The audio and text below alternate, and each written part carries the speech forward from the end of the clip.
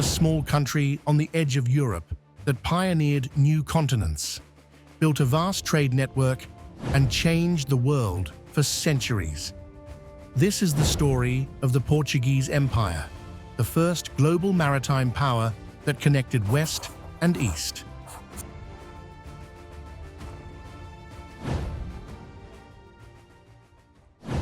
After the fall of the Roman Empire and the invasion of the Arab Caliphate, Europe plunged into poverty. Arab merchants intercepted all trade between East and West. And with the fall of Constantinople in 1453, the Christian world found itself completely cut off from the main international trade routes and goods of the East, which Europe desperately needed.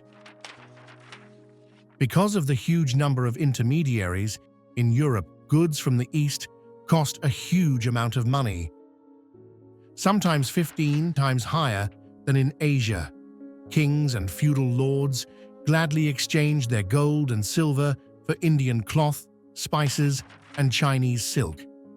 A direct route to Asia became the golden dream of Europeans. Portugal was a relatively poor country, dependent on grain supplies. The Portuguese kings realized that their only chance of getting rich was by sea. After capturing Ceuta and Tangier from the Arabs, the Portuguese turned their energies to maritime expeditions. At that time, sailors and scientists had already realized that the Earth was round, and if you go around the African continent, you can get to India. But it was technically a very difficult task. No one had ever passed the Cape of Good Hope because of unpredictable weather, ocean currents, and strong winds, so there were no maps and no knowledge. Medieval European ships, such as the cogs, were unsuitable for long voyages. Traveling along the African coast required substantial supplies of food and water, and the lack of communication and navigational aids posed the risk of losing the way. Fortunately, the Portuguese had Prince Henry, nicknamed the Navigator. He established a school of navigation, where sailors and scholars worked on nautical charts, shipbuilding technology and navigation, and organized maritime expeditions. As a result, by the middle of the 15th century, the Portuguese had a number of technologies that would allow them to make a great leap forward.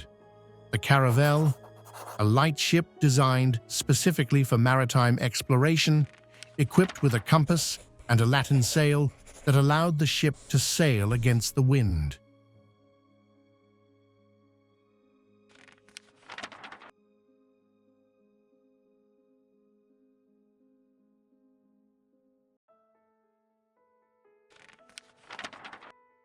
In 1419 and 1427, Madeira and the Azores were discovered. In 1488, Bartolomeu Dias broke through the Cape of Good Hope, opening the way to the Indian Ocean.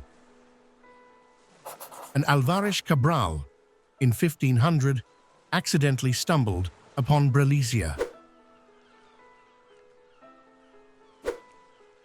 In the spring of 1498, Vasco da Gama reaches the shores of India.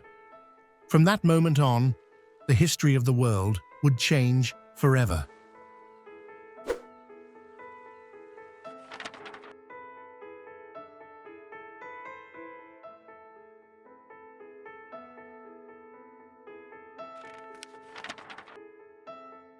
The newly arrived Portuguese noticed that the peoples of Asia were not interested in European goods, and in return for theirs, they demanded silver, which the Europeans did not have.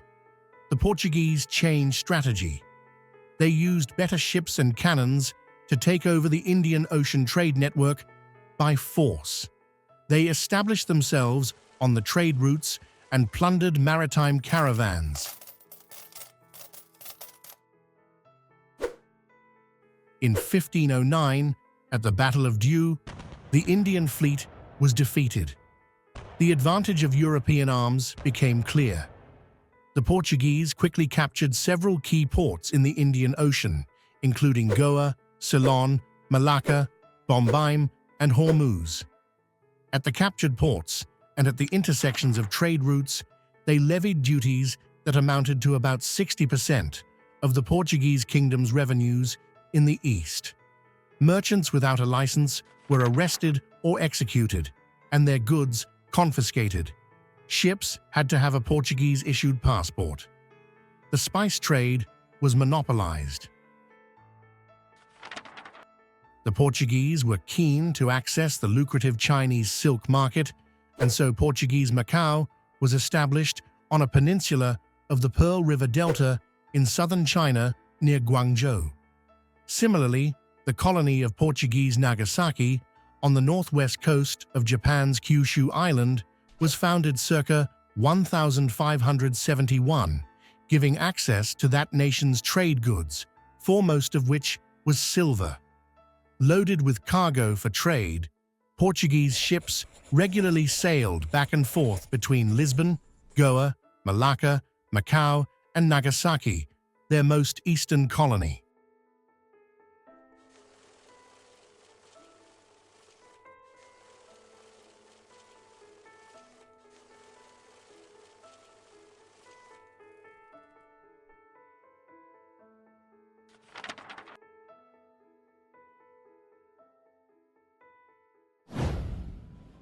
Wishing to gain direct access to African goods, the Portuguese, beginning in 1498, began to build their factories on the coast of East Africa, moving inland. Here, the colony of Mozambique was founded. Portuguese trading settlements were established along the entire African coast. Europeans actively sold cotton cloth, mirrors, knives to local chiefs in exchange for gold, ivory, pepper, beeswax, gum, dyewoods, and of course, slaves. Portugal was the first country to start a large-scale slave trade. A major hub of the slave trade was the region of Angola, which was later conquered and colonized by the Portuguese. According to various estimates, about 3 million slaves were exported by the Portuguese.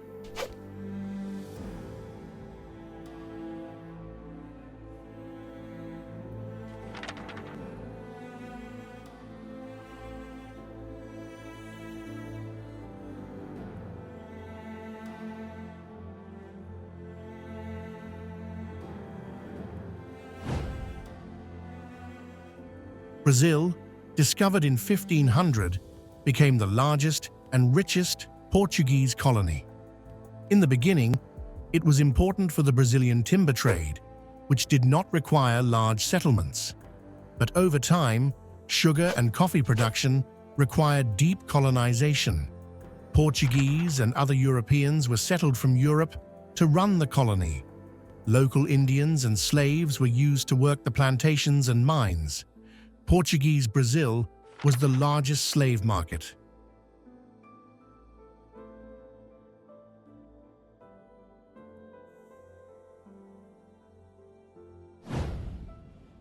By the end of the 16th century, the Portuguese were at the height of their power. They had built a trading empire, from a network of sea forts and coastal outposts stretching from Japan to Brazil, allowing them to control a number of key commodities from Asia to Europe. From Asia came spices, Indian fabrics, Japanese silver, and Chinese silk. From Africa, gold, ivory, slaves, and dyewoods. From America, sugar, Brazilian wood, diamonds, and coffee. Throughout the 16th century, Portugal was a major supplier of goods to Europe, which ensured its wealth and prosperity. Besides an often ever-present threat from local rulers, the Portuguese faced fierce competition from other European maritime powers, who soon began to eye enviously their empire. English and French privateers loved nothing more than picking off Portuguese trade ships as they sailed the high seas. The most widespread threat to Portuguese territories came from the Dutch, which we have detailed in our previous stories. Dutch captured Malacca in 1641, finally breaking the Portuguese monopoly on spices. By the 19th century, the Portuguese trading empire was divided among the larger European states, but that's another story.